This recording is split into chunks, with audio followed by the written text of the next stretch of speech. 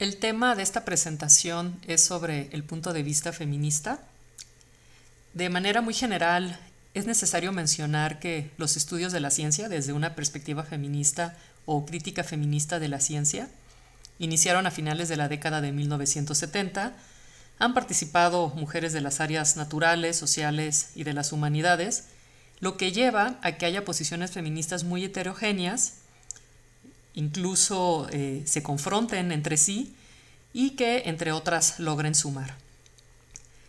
Entre las principales epistemologías feministas se encuentran el feminismo empirista, teorías feministas radicales, las teorías feministas socialistas, el feminismo descolonial, las teorías del punto de vista feminista, el posmodernismo feminista, las teorías feministas postestructuralistas, el transfeminismo, etc. Y bueno, quien quiera dar una revisada rápida sobre estas epistemologías, en YouTube encontrarán videos con muy buena síntesis. Bueno, un punto importante que no voy a abordar directamente, pero que hay que tenerlo presente, es la estrecha relación entre el feminismo científico y la movilización política. A diferencia de la ciencia positivista, libre, entre comillas, de ideología política y de cualquier otra ideología, el feminismo, por su parte, no puede dejar de concebir la producción de conocimiento sin un propósito político. Entonces, todo esto es un tema muy vasto, como podemos ver, pero lo que vamos a hacer es retomar una serie de postulados que podamos relacionar con el tema de este curso y así es como haremos una delimitación. En términos concretos, el pensamiento feminista aborda la manera en que el género influye en la construcción del conocimiento, es decir, cómo influye en la persona que conoce y en las prácticas de investigar y justificar que lleva a cabo. Como preguntas orientadoras podemos mencionar dos. La primera es, ¿cómo es que la ciencia reproduce los esquemas y prejuicios sociales de género? Y la segunda dice, ¿de qué manera el feminismo representa un punto de vista diferente y cuál es su aporte? Para iniciar, es necesario hablar sobre el punto de vista de la ciencia y en los principios que rigen la búsqueda de la verdad científica. Para esto vamos a ubicar el punto de vista en el androcentrismo. Tenemos entonces que el método científico asegura que los valores personales y culturales no afecten el modo de hacer ciencia.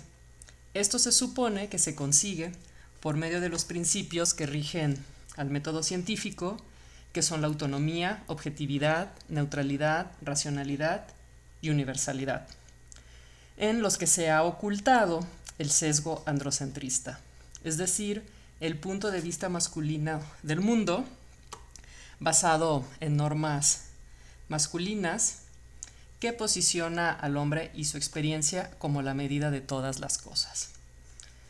El androcentrismo legitima modos de saber, de hacer y de actuar por medio de estereotipos de género y justifica la inferioridad intelectual y sometimiento de grupos sociales como son las mujeres, personas de la comunidad LGBT+, niños y jóvenes, personas con discapacidad, etc. Un ejemplo de esto es concebir a las mujeres como seres más naturales y menos racionales que los hombres, incapaces de controlar sus emociones para lograr la imparcialidad propia del ámbito científico. Como vemos, la ciencia está lejos de ser neutral, tiene un sesgo sexista, racional y objetiva, sus valores y creencias son androcéntricas, autónoma, ya que está contextualizada social y políticamente, y universal, pues su punto de vista es masculinista. Todo lo que está entre paréntesis, si se fijan, impacta en la producción de conocimiento científico. Vamos a revisar algunos de los mecanismos que llevan a establecer este punto de vista como el eje rector. Son dos mecanismos con los que vamos a trabajar. El primero es la lógica dicotómica y el segundo es el lenguaje.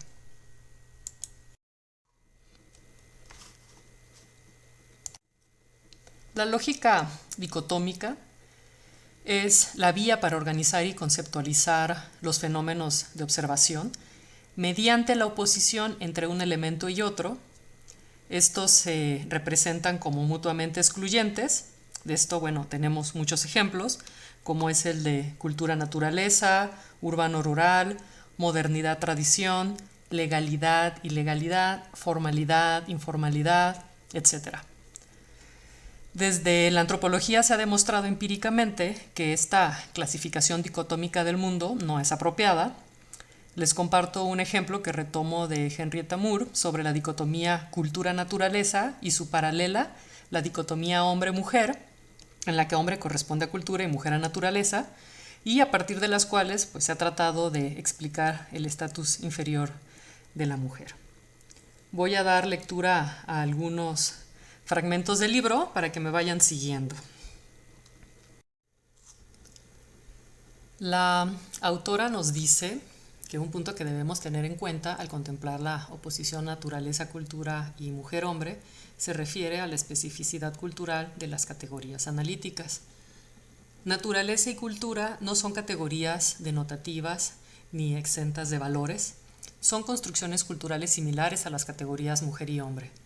Las nociones de naturaleza y cultura, utilizadas en el análisis antropológico, proceden de la sociedad occidental y, como tales, son fruto de una tradición intelectual muy concreta y de una trayectoria histórica específica. De la misma manera que no podemos asumir que las categorías mujer y hombre significan lo mismo en todas las sociedades, debemos aceptar que otras sociedades no vislumbran la cultura y la naturaleza como categorías distintas y contrarias, tal como sucede en la cultura occidental. Además, incluso si existe esta distinción, no debemos dar por sentado que los términos occidentales naturaleza, cultura, traducen adecuada o razonablemente las categorías imperantes en otras culturas. Y retoma el ejemplo de los Jimi. Entre los Jimi de las tierras altas de Papúa Nueva Guinea, donde las mujeres se les considera en un estatus inferior, dice que ello no puede atribuirse a su relación con la naturaleza por oposición a la cultura. El bosque es un reino masculino donde residen los espíritus de los antepasados, personificados en pájaros y marsupiales, responsables de la abundancia y la creatividad del mundo natural, así como de la creatividad trascendente del espíritu masculino en el mundo. La ambición de los hombres, expresada en sus rituales, consiste en identificarse con el mundo no humano y renovarse a través de sus ilimitados poderes masculinos. El asentamiento, por su parte, se relaciona con la mujer. Core es la palabra en Jimi para designar tanto lo baldío como la vida después de la muerte. Dusa es lo contrario de core y significa lo terreno, además de calificar a las plantas cultivadas y a los animales domésticos y a las obligaciones sociales de los seres humanos. Y nos dice que incluso si core se tradujera por naturaleza y dusa por cultura, estas categorías no se asocian con mujer y hombre activamente. Entonces, de los trabajos de Gillison, se colige que la oposición entre naturaleza, mujer y cultura hombre no se aplica a los Jimi. Además, aunque exista una distinción entre cultivado y salvaje, esta no puede compararse con la distinción que el pensamiento occidental establece entre cultura y naturaleza. En Occidente, naturaleza es algo que debe ser dominado y controlado por la cultura. En el pensamiento Jimi, lo salvaje trasciende de la vida social humana y en ningún caso está sujeto a control ni a degradación alguna. La superioridad de la cultura sobre la naturaleza es un concepto occidental y forma parte de la estructura conceptual de una sociedad que concibe la civilización como la culminación del triunfo del hombre sobre la naturaleza. La industrialización, la ciencia moderna y la tecnología han sido fundamentales en el desarrollo de los conceptos occidentales de cultura y naturaleza. Bueno, con este ejemplo vamos viendo la importancia de desmantelar el pensamiento dicotómico de la ciencia. Con las dicotomías que estaremos trabajando en este curso son razón, emoción neutral sexista, objetividad subjetividad, autónoma contextual, universal particular, sexo género. Entonces, la lógica dicotómica abstrae los elementos de su contexto social, lo cual facilita la deshumanización y posiciona al primer elemento como superior frente al otro. La deshumanización sucede cuando tratamos a las personas como si fueran objetos, sin subjetividad, es decir, sin anhelos, sin gustos, sin capacidad de agencia, sin capacidad de analizar su propia situación.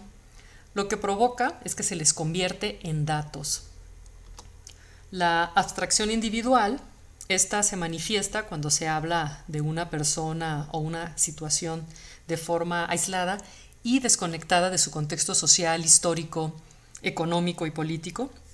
De esta manera, lo que sucede es que se construyen los fenómenos sociales desvinculados de las situaciones que los rodean y perpetúan su condición de subordinación, desigualdad, exclusión o marginación. El ejemplo que veíamos de los Gini, al contextualizar las relaciones cultura y naturaleza, impide que la dicotomía se universalice, ubicando lo primero como superior y lo segundo como inferior. Entonces, lo que vemos es que el ideal es el desapego del científico con respecto al objeto de estudio, y esto, además, le exime de responsabilidad. Pero en el feminismo, como veremos más adelante, las investigaciones siempre buscarán generar cambios en las relaciones de desigualdad y opresión. Si no tiene esto, no podría considerarse como investigación feminista. Pasamos ahora con el segundo mecanismo, que permite la reproducción del androcentrismo en la ciencia, que es el lenguaje. Si el punto de vista de la ciencia es androcéntrico, su lenguaje, entonces, es androcentrista. El tema del lenguaje es importante, ya que es uno de los principales vehículos para codificar, transmitir e instituir una visión de mundo. Aquí recupero al feminismo postestructuralista, ya que pone especial atención en el lenguaje, su significación social y sus efectos materiales y políticos. Entonces tenemos que desde determinado uso del lenguaje interpretamos los hechos y con ello mantenemos relaciones de poder.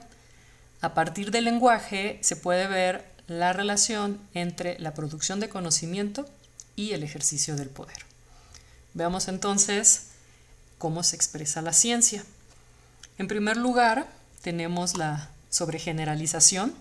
Esto tiene que ver con el uso del lenguaje masculino para referirse a ambos sexos, pero también, y esto es importante, hace referencia a la prolongación de conclusiones válidas para un sexo, que es el masculino, como aplicables a ambos.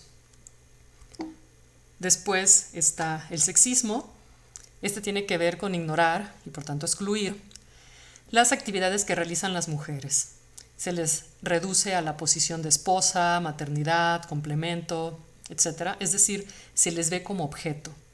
Esto, por ejemplo, excluye a las mujeres del ámbito de la ciencia, pero también invisibiliza el registro y, por tanto, el reconocimiento de las actividades que realizan las mujeres y sus contribuciones en los distintos campos de la vida. Y bueno, al ser objeto, pues también pierden su capacidad de agencia. Otro uso androcentrista del lenguaje es el del doble parámetro o doble moral. Este tiene que ver con que una misma conducta es valorada con distintos parámetros para uno y otro sexo. Un ejemplo de esto es cuando, por el mismo delito, una mujer recibe una condena más severa que cuando lo comete un hombre. Un último uso del lenguaje es el de la retórica de la impersonalidad. Esta la encontramos cuando se usan construcciones pasivas e impersonales en la enunciación. Por ejemplo, cuando se dice se observa, se visitó, se asistió, etc. Con esta forma de escribir me pregunto, ¿qué está priorizando el investigador? ¿Quién es el investigador?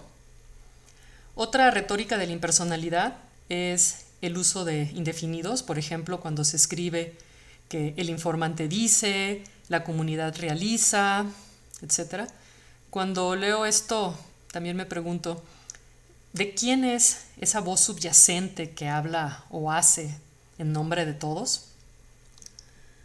Como podemos ver, el lenguaje de la ciencia permite la conformidad, lo que se relaciona con el principio de neutralidad. Se posiciona al investigar como se posiciona, se posiciona al investigador como un sujeto imparcial, es decir, objetivo, otro principio científico. Los resultados están libres de la subjetividad del investigador, y esto tiene que ver con la racionalidad y la autonomía. Y finalmente, quien habla es la ciencia, de ahí su pretensión de universalidad. Para seguir respondiendo las preguntas, me interesa retomar la teoría del punto de vista feminista y el posmodernismo feminista. Entonces, la teoría del punto de vista feminista cuestiona los métodos que ponen distancia entre quien conoce y lo que se conoce, y destaca el conocimiento situado basado en la experiencia de las mujeres, lo que les permite un punto de vista del mundo distinto. Esta perspectiva habla de la existencia de estilos cognitivos diferentes: el masculino, que se caracteriza por ser abstracto, teórico, distante emocionalmente, analítico, deductivo, cuantitativo, atomista y orientado hacia valores de control y dominación. Y el estilo femenino, que se caracteriza por ser concreto, práctico, comprometido emocionalmente, sintético, intuitivo, cualitativo, relacional y orientado hacia valores de cuidado. En resumen, sostiene que la vida y condición de las mujeres les proporciona una óptica diferente para reconocer la realidad social. Y bueno, a la teoría del punto de vista feminista se le ha criticado porque puede correr el riesgo de caer en posiciones esencialistas. El posmodernismo feminista le discute que las mujeres no pueden tener un acceso privilegiado para entender su propia opresión, ya que ésta adquiere diferentes formas para distintas mujeres, dependiendo de su raza, orientación sexual, etnia o edad, por lo que se cuestiona la posibilidad de unificar un solo punto de vista de las mujeres. Y bueno, por su lado, el posmodernismo feminista señala que la situación epistémica se caracteriza por una pluralidad permanente de perspectivas.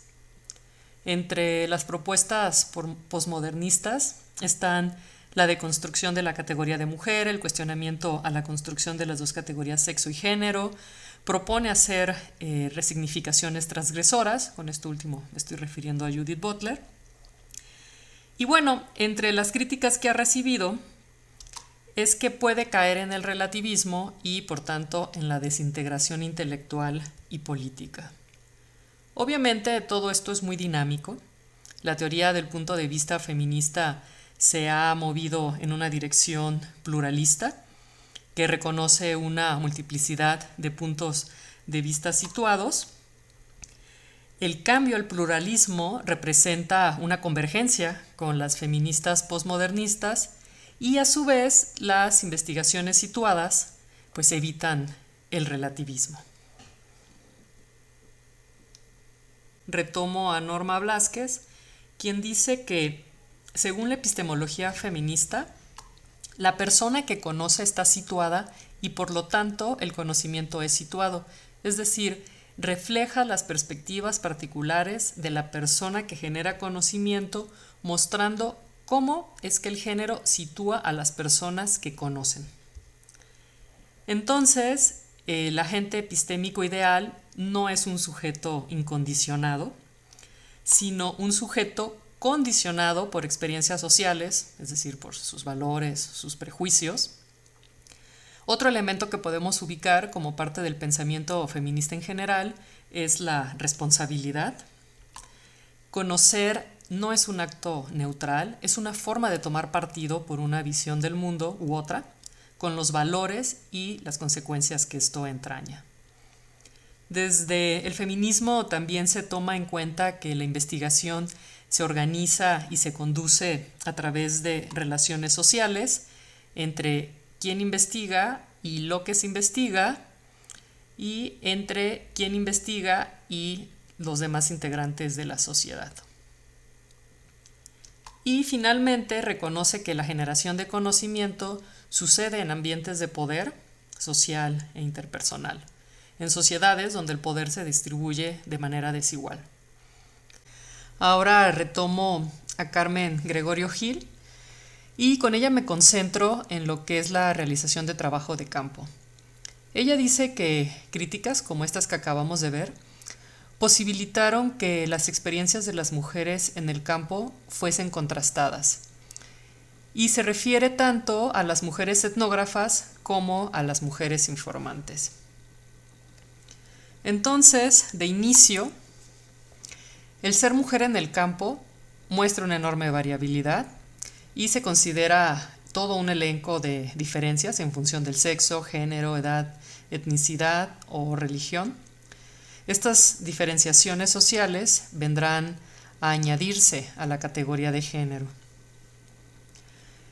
Se opera desde la propuesta de una noción de género más relacional en la práctica etnográfica, que se inclina por un camino más dialógico, al reconocer las relaciones de poder fluidas y cambiantes que se dan en el campo y la diversidad de posiciones de los sujetos implicados.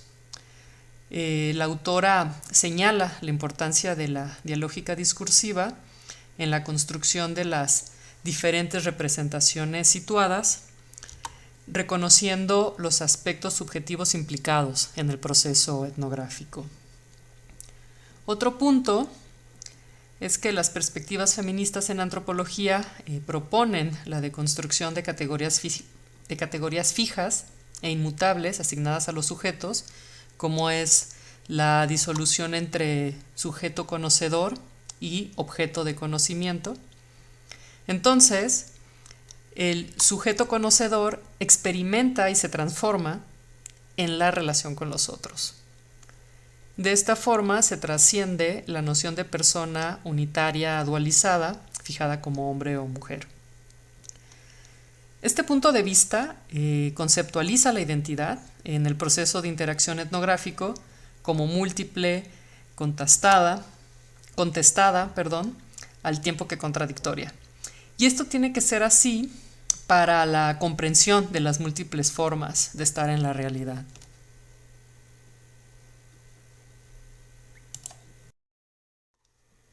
Continúo con el listado.